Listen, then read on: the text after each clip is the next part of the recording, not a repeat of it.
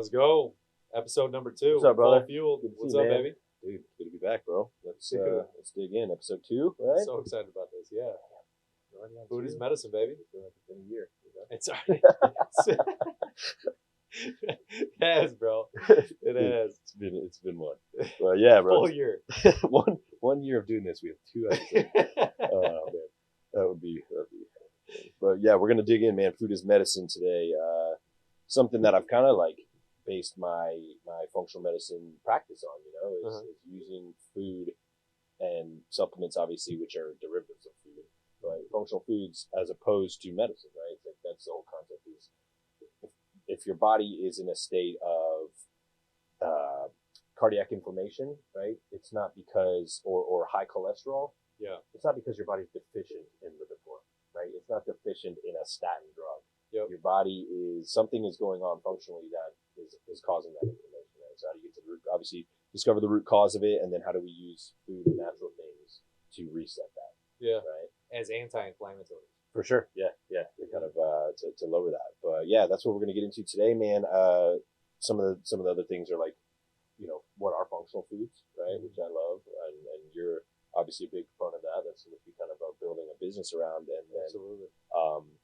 you know, some of the different diets, like how do we use diets medicinally, right?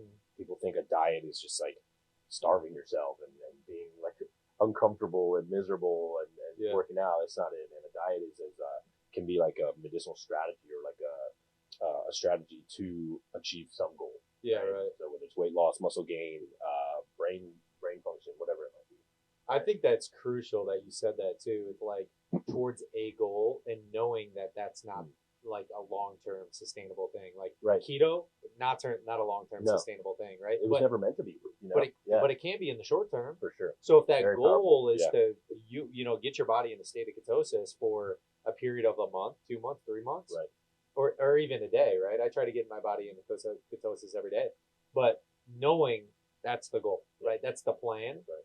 And then moving past that plan, once you to a more long-term sustainable source, because whole foods and a well-rounded grouping of where's your protein, where's your carbohydrates, it's not eliminating them altogether for the rest of your life, right? That's not a healthy way to go about life. But then it's incorporating sustainable kind of short-term sprints that I think are good. It's healthy. Keto diets are good and healthy, right?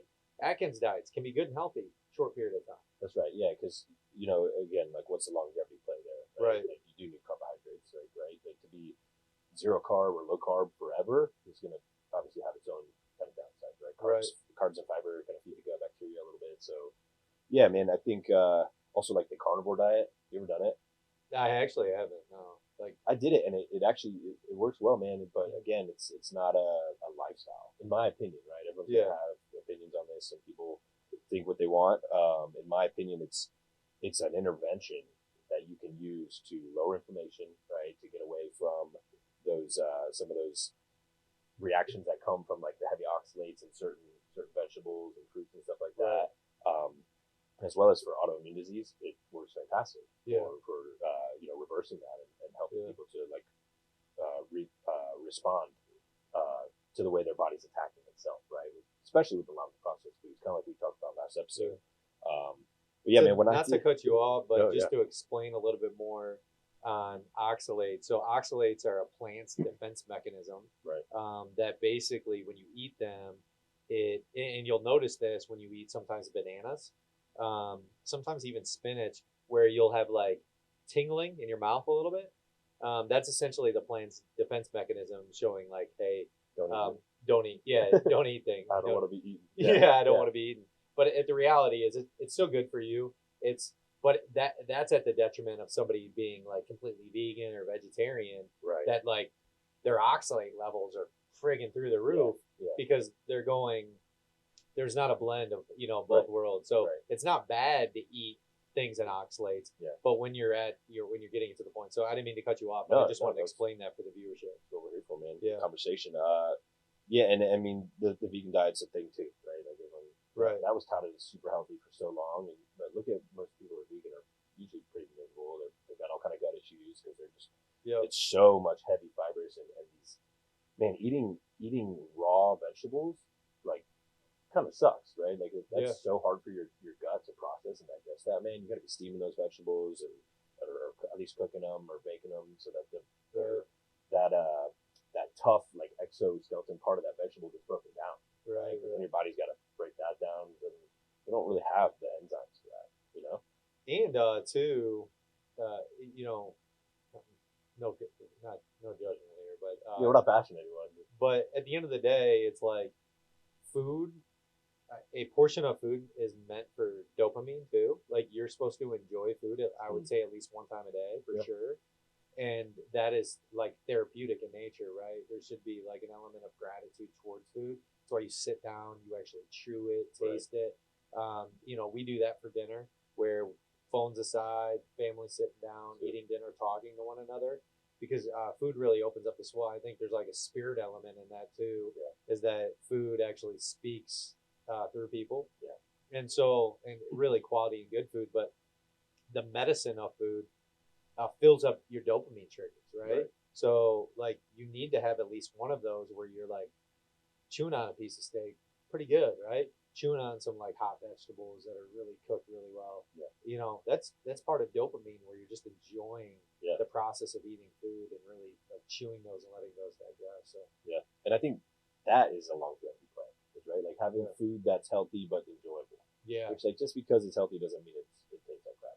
Right? Like, if you do it properly and you like spices, right? You can put spices on vegetables and makes it obviously enhance the flavor profile, changes the way that your body's gonna absorb it, as well as spices and herbs are the basis of like Chinese medicine, right? Like, that has been medicine forever, much longer than, you know, the conventional drugs that are in this country. Like, Chinese medicine has been around forever. So that's lion's mane mushrooms, dude. That's right, man. That's the basis of it. Yeah, that's your thing, you know. It's my shtick. It's like, you know, fiber. Yeah, Dr. Lane Norton was talking about it. I was listening to him the other day. I'm actually going to a conference. You should come with me, actually.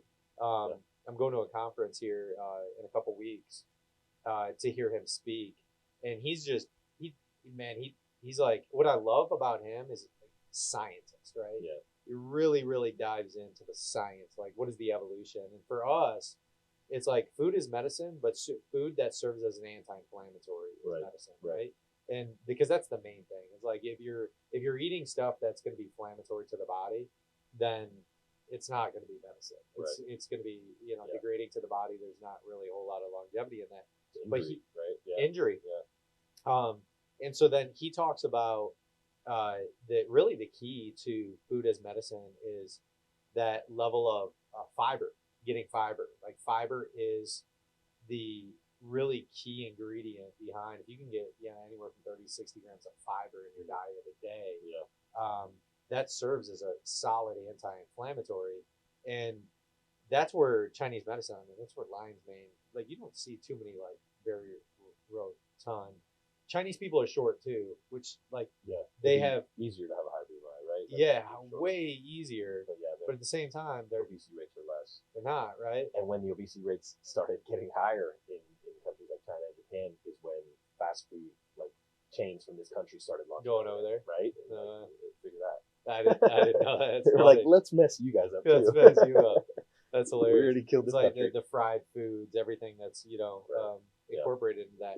But that's why we so heavily invested into specifically like mushrooms, like understanding mushrooms at a higher scale. But like then lion's mane, that's Chinese medicine. Like, they've been using that for ever, like for a long time.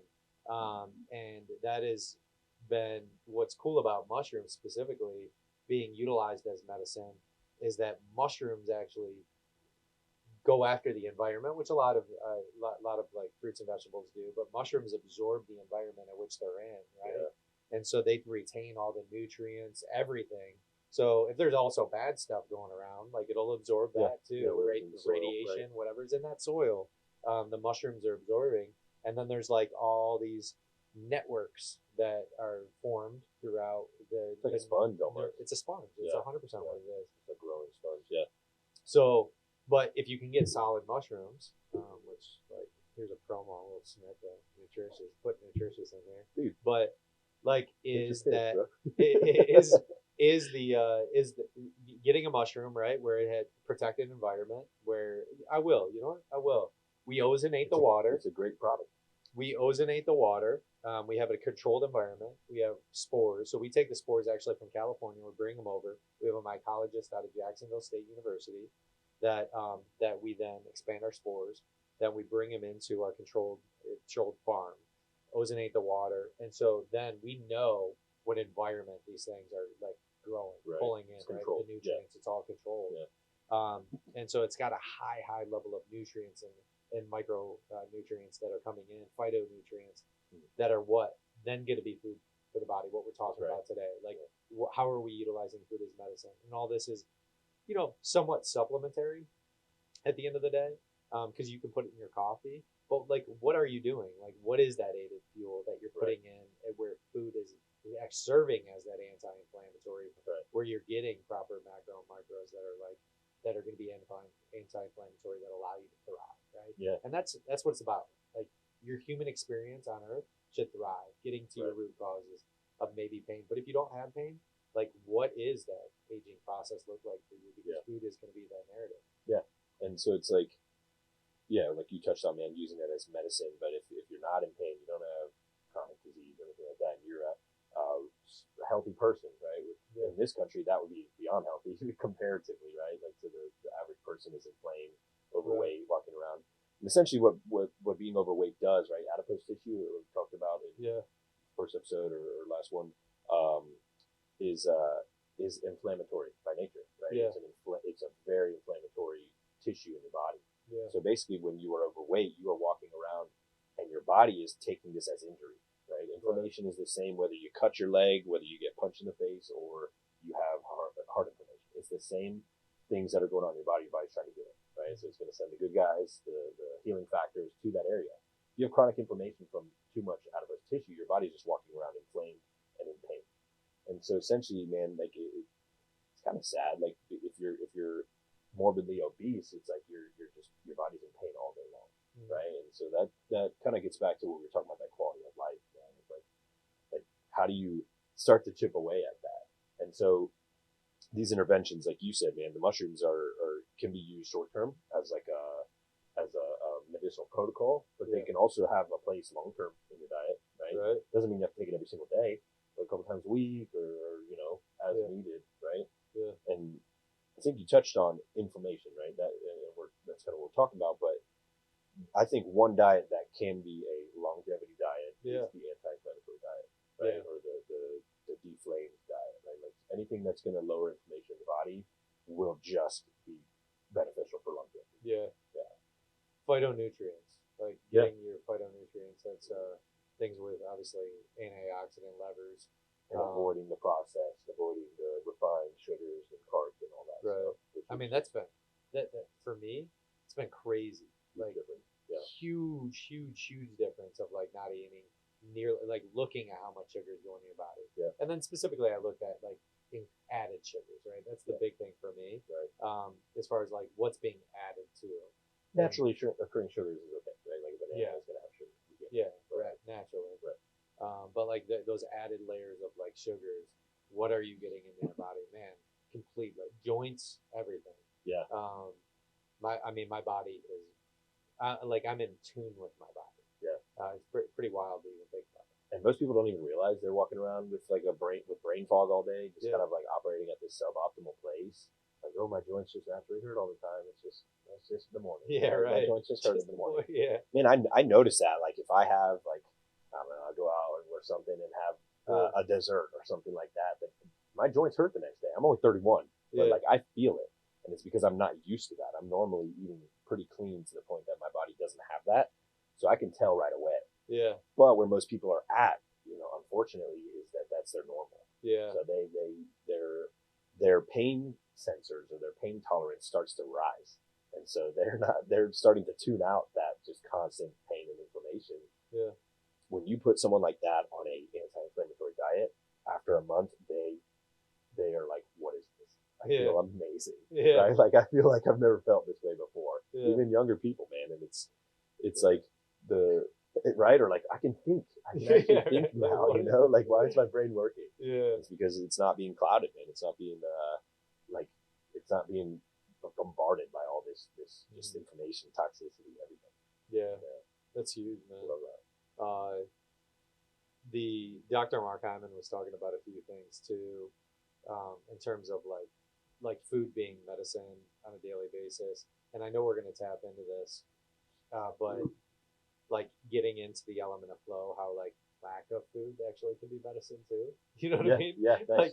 Like an overabundance of food, which we like want to just scarf our face because we're so much in the habit of like I need to feel satiated. That's right. When like there's a beautiful thing in allowing yourself to feel hungry. That's right. Yeah. You know what I mean? Yeah. It's pretty wild to like even think about. But when I started being okay with, I don't have to go in and just like smash my face every like 20 minutes of it, like a snack or something. Because I used to do that all the time. Yeah. Because I created it as a habit and a cycle of a feedback loop. It was just of like normal. Yeah. just when I just got a little bit hungry, I need to take that hunger away. Yeah. But I'm like, dude, I don't have to eat that much. Actually, a lack thereof gives me actually more longevity. Yeah. Yeah. And almost like your brain can think clearer. Yeah. Like I've been fasting all morning and I feel fantastic. My brain is like operating, right? I'm Yeah. not dying. Yeah. But yeah, that's how I used to be, especially like being an athlete in college. It was like, all right, I know in 2.5 to 3 hours I'm gonna be hungry. So it's like I was always like pre-planning like where I was gonna get my next food from. Yeah, right? right. It's like I would just stack my backpack and my gym bag with like bars and cereal and this stuff to have for like when that hunger started. I was like, oh god, it was like panic mode. I was like, I'm gonna be hungry now. That's okay. That's okay. To be hungry. I'm a little hungry right now. Yeah, I'm a little hungry too. It's fine, right? Like, and that's, you know, if we get into like the spiritual side of like fasting and what it was, you know, a lot of the ways it was used in like connecting, right, to the divine. It's like you give that back, man. Like you feel a little bit hungry, like thank you God for providing me with food that I can eat on a regular basis. Let this hunger be like my way of, you know, giving it up. Right? Yeah. That like always needing to be fed and just feeling full, you know. It's crazy. I did a quick like ChatGPT thing, and I was thinking about. I'm like, oh, nutritious could do like a challenge of like you skipped a meal, and then if you had to get through something or like break your fast, just like but still push it out a little bit further, that you could hit a nutritious path, right? And just get 80 calories in you real quick, and it would extend that out. But you would for sure be able to skip a meal, right? Yeah. And so I was like, how many calories would that save? Every American did that. And for what's an average for meal? 1 day a month, I think it was. So no, the average day for each American right now is almost 4,000 calories. Yeah, well, which is insane. Like that is a lot of calories, right? So, and people don't realize this, but like a lot of your calories come from like 4 cups of Starbucks coffee. You know what I mean? Yep. Like you're getting 600-700 calories from all this like sugar in a coffee, and so then you're eating eating. You don't think, oh, I'm not eating, I'm drinking. Yeah, you're drinking your calories. Right. Those still stick on you, and so it was 14 trillion calories. That like if you did that, you would did that math? Huh? Did you do that math? I like there was no ChatGPT. Oh god. So I like broke it down. I was like, how many, like if somebody gave up, it would be giving up like 14 trillion calories. I broke it down actually by meal then too. So if like somebody did like a 2,000 calorie diet, it would have been like 1.2 billion meals saved. You know how many meals that is for people that maybe potentially that eat it. I'm like, dude, that's wild. That is wild. If people took on fasting more and were just more alert with like lack of food is potentially medicine too. And I know we will dive into that in like future seasons as far as what fasting looks like. But it's absolutely food. The narrative food becomes more medicine, becomes less of an anti-inflammatory, creates more dopamine when you actually have a little bit more lack thereof. When you're going into that 1 or 2 meals a day and you like can be present with those meals, man, that's what I feel like when true food is medicine, like whole food. You're going into that with the intention of like, I'm eating. How much more do you enjoy it, right? to Oh do my after you've been gosh. fasting all morning, and you go have like a nice big like bowl or whatever it might be with some healthy lean protein and some good carbohydrates, grains or something, man, and you're like, it just tastes better. So right? good. Yeah, and you enjoy it more. Yeah, dude. Yeah. It's I love it. That is truly, I feel like that is food is medicine. Right. Like if you had to picture it, that absolutely food is medicine at that point. Yeah, and the reason like most people aren't doing that is because it's not the narrative of the business model that is like this country's food system, right? We just talked about last week. Yeah, it's like 2 pumps. You have to have breakfast. You have to wake up with this Pop-Tart. You have to wake up with this cereal. It's the breakfast is the most important meal of the day. That was a marketing thing. 100%. Right? Like everyone thought the doctors were saying that. No, that was a marketing play. Yeah.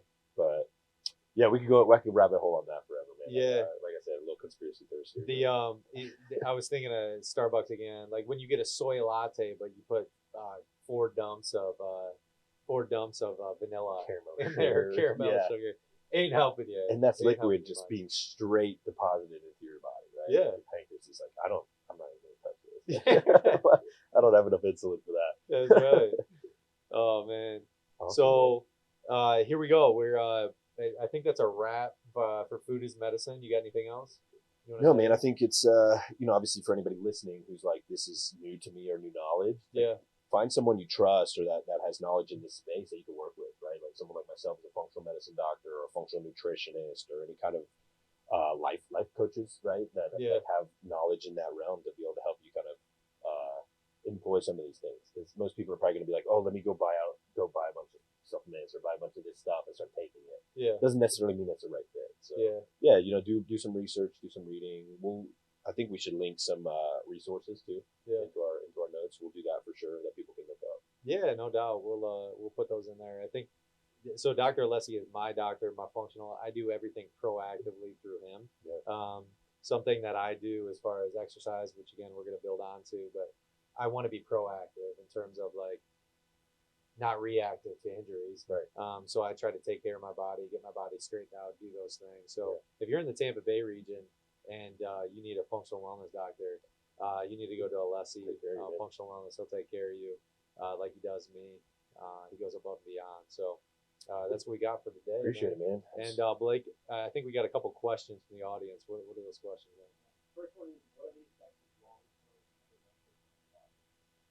Oh man. Yeah, I mean that's a big one. That's a lot, right? Like if you want to get into it, death, right? Like eventually it is you die, right? Like if your body's inflamed forever, it can't support that forever, right? So it's gonna look like the first like pain, brain fog, then it becomes chronic disease, right? So think of your body like a bucket, and everything that comes into it that is stressful is filling that bucket. Yeah. Right. And eventually that bucket overflows. That's disease setting in. Right. So like, you can get away with sugar as a kid. You can get away with it to a point that bucket gets to the top, and then your body become diabetic, right? Or you become insulin resistant because there's just a threshold that our bodies can tolerate. Which, by the way, if somebody is already there, that's reversible if you know the root cause. Yeah, that's right. Like, yeah. All that stuff is done, right? Yeah, like, that's what's cool about like longevity and understanding the anti-inflammatories. When you get to that point, some doctors will tell you, "Oh, we're just gonna put you on more drugs." No, there's a way out of that. Right. You can get to the root cause. That's right. Yep. So, but disease. That's where disease comes from. So, like the more inflammatories you have in the body, you're gonna get disease. Disease eventually leads to death. That's right. So what's the point of life though if you can't experience it through your thriving mechanisms? And so focusing on the anti-inflammatory where you are able to thrive, that's all these pieces built in. But food is that early fundamental base to create longevity. And the top 4 or 5 killers in this country are all lifestyle preventable diseases: heart disease, cancer, diabetes, and autoimmune. Right? Those things like. And I don't know if that's the order, probably not the right order, but who cares? Those things are all related to what we put into our bodies and how we live our life, right? Stress levels, all that stuff. So everything can be reversed, man. Huge. Right? Yeah, absolutely. Good question. Good question. And the second one is why or how is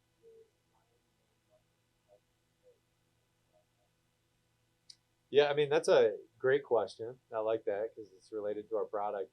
It's an anti-inflammatory. So what we do is we focus on the gut. The first thing that we look at anything is that, what is the performance of your gut, because that's going to show the narrative and the longevity of everything else in your body. You got to look at your gut first. And so fiber is a really big thing. And then you have some micronutrients that you're going to be incorporating into that. But as we explained in lion's mane, there's a vagus nerve that is directly correlated from your gut to your brain. So it's that, right. And we'll talk about that because I think we have some of that, and we'll throw these in our show notes, but we'll drag down to that a little bit further. But the big piece, and what I love about lion's mane, it has that gut brain access point that creates an anti-inflammatory for the brain that gives you more neurological focus. And the reason why you need an anti-inflammatory for the brain and really have there's a level of immunity built into that is that mindset's a crucial thing. And if you aren't making decisions properly and you don't have that direct, gut brain access point that is clear, that you're probably going to be making sloppy decisions. Life, right? Reactive, right? Very reactive life, right? That's and good. so that's what I love about lion's mane, is kind of behind the nutritious brand. It definitely is behind the nutritious brand. Is like, what decisions are you making to create while you make your human experience thrive? Yeah. And so that's why we just love the lion's mane. That's awesome, man. Good stuff. Hope you crush that. Crush that. Yeah, I don't have anything to add to that. So, yeah. My man, episode number bro. 2 in the books. Thanks, Blake, for those questions. Whoever dragged in from the audience there. Yeah, and really just good. Real quick, we'll be back episode 3. I think perfect segues. We're gonna dig into gut health, man. Gut health. We'll talk a little bit about leaky gut, which is something that I work a lot with in my clinic. Huge. And the gut brain connect is another point on that. So looking forward to that episode, man. Yeah, really dig down deep into those. Beautiful. So that's a wrap. Episode awesome, number 2. Peace. Awesome, man. Full fueled. Full fueled, baby.